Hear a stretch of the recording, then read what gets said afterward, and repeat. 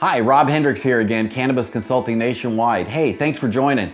Today we're going to be talking about becoming eligible for a retail license in your respective state. I can kind of talk to you obviously about Washington State. Kind of an interesting story. My wife was actually working for some folks.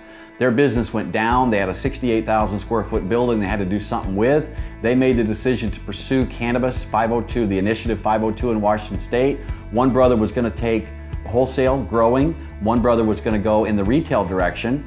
They encouraged my wife, who in turn encouraged me to begin the process to become eligible. So at the very last hour, literally with 20 minutes to go, on the last day to apply for a license, grower or retail, we threw $269 on a credit card and we threw our name in the hat to become eligible and begin the process to perhaps, we didn't know for sure obviously then, to gain a license in this cannabis industry. Now the next morning, I kind of panicked because there was lots and lots of stories going on out there in the newspaper about who was applying, who was where, and it became really real very quickly. I began hearing from the Liquor and Cannabis Board in Washington State in mid-January 2014. It became rapidly apparent that the process was going to be quite involved, very invasive, and just a lot of work. But the whole process was financially reporting. They wanted to know background. There was background checks that were done, federal level, state patrol, FBI, et cetera, et cetera, et cetera. Now, our portfolio, our holdings were not very complicated. In fact, I believed at the time Washington State really was kind of predisposed to perhaps discriminate in favor of little mom and pop operations like Rob and Diane Hendricks in little old Ellensburg, Washington.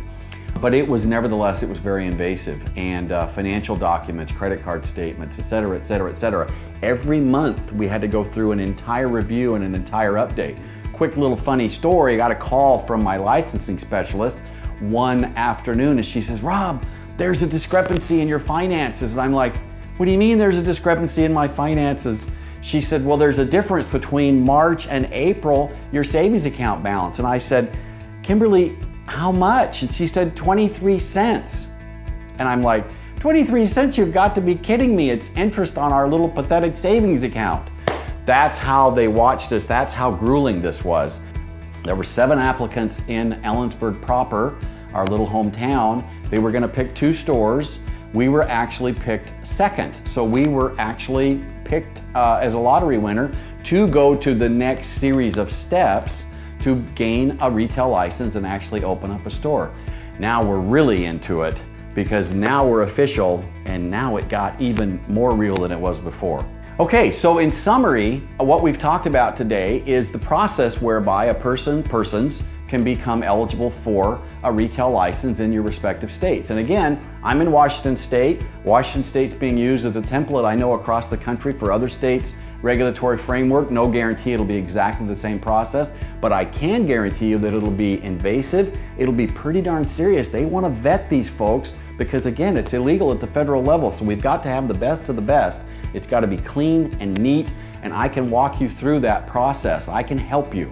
I've been there, I've been through this, and I can help you with this.